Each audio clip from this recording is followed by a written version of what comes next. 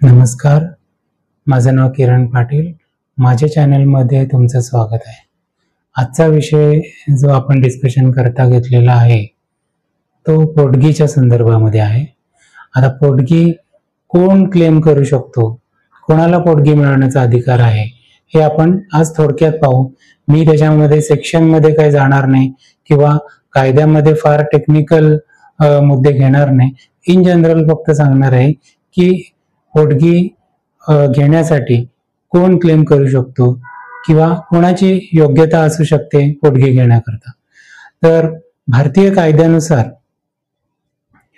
पोटगी एखादी पत्नी किंवा तिची मुलं, तिची अज्ञान मुलं, तसेच जो कोणी व्यक्ती आहे, जो कमवता व्यक्ती आहे, त्याचे आई किंवा वडील. आता याच्यामध्ये आपण थोडक्यात बघूया की पत्नी म्हणजे कोणत्या प्रकारे, त्याच्यामध्ये कुठल्या स्त्रियांचा समावेश होतो. तर पत्नी म्हणजे इन्क्लुडिंग घटस्फोटित पत्नी, तसेच घटस्फोट न झालेली स्त्री, असा सुद्धा त्याच्यामध्ये एक्सप्लेनेशन आहे. तसेच जी अज्ञान मुलं आहेत तिची, की जी अंडर मेजॉरिटी आहेत, म्हणजे 18 वर्षाच्या खालील आहेत, तर अशी मुलं सुद्धा आपल्या आईच्या थ्रू किंवा कुठल्याही पालकाच्या थ्रू ते क्लेम करू शकतात कोर्टामध्ये.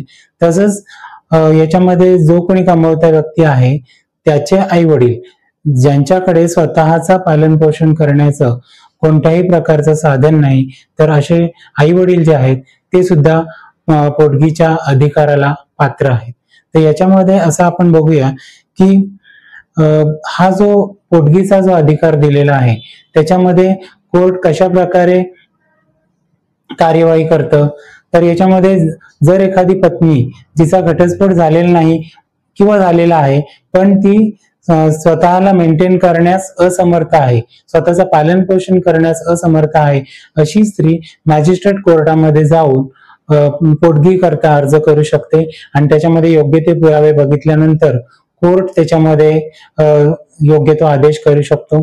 त्याचप्रमाणे एखादा अपत्य असेल 18 वर्षाच्या खालचं, खास करून एखादी मुलगी जिचं लग्न झालेलं नाहीये आणि ती अंडर मेजॉरिटी म्हणजे 18 वर्षाच्या खालील आहे, ती सुद्धा पोटगीसाठी अर्ज करू शकते. आणि त्यामध्ये अजून एक त्याच्यामध्ये एक्सप्लेनेशन असं आहे की जरी तिचं लग्न झालेलं असेल, ती 18 वर्ष कंप्लीट झालेली असेल आणि तिचं लग्न झालेलं असेल आणि तिचा नवरा तिचं पालन पोषण करण्यास असमर्थ असेल, तर अशा परिस्थितीत सुद्धा ती पोटगीचा जो काही तिचा अधिकार आहे तो ती वडिलांकडून कोर्टामध्ये जाऊन क्लेम करू शकते.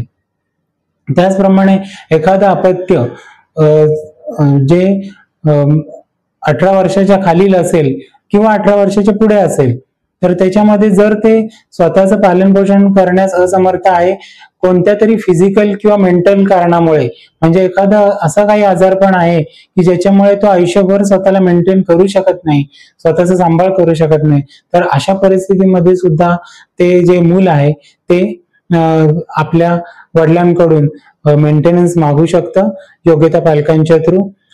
आता याच्यामध्ये दुसरं एक एक्सप्लेनेशन असं आहे की हे जी मूल आहे त्याच्यामध्ये कोणत्या प्रकारची मुलं येतात, तर त्याच्यामध्ये औरस आणि अनौरस म्हणजे लेजिटिमेट आणि इलेजिटिमेट असे दोन्ही प्रकारच्या मुलांना याच्यामध्ये पोटगीचा अधिकार दिलेला आहे.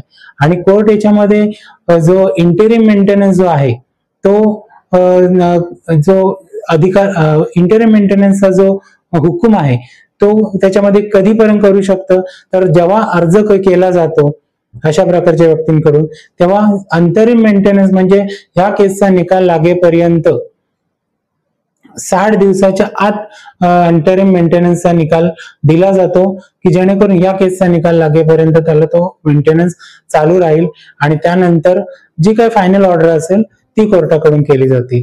तर मला असं वाटतं की मी तुम्हाला ही थोडक्यामध्ये माहिती सांगितलेली आहे की पोटगीचा अधिकार कुणाला आहे आणि तो कशा पद्धतीने वापरता येतो आणि त्याच्यामध्ये कोण कोण व्यक्ती समाविष्ट आहेत जे योग्य आहेत आणि पात्र आहेत आणि त्याच्या संबंधी मी माहिती देण्याचा प्रयत्न केलेला आहे. तर जर कोणाला ही माहिती महत्त्वपूर्ण वाटली असेल तर नक्कीच लाईक करा, शेअर करा आणि माझ्या चॅनलला सबस्क्राईब करा.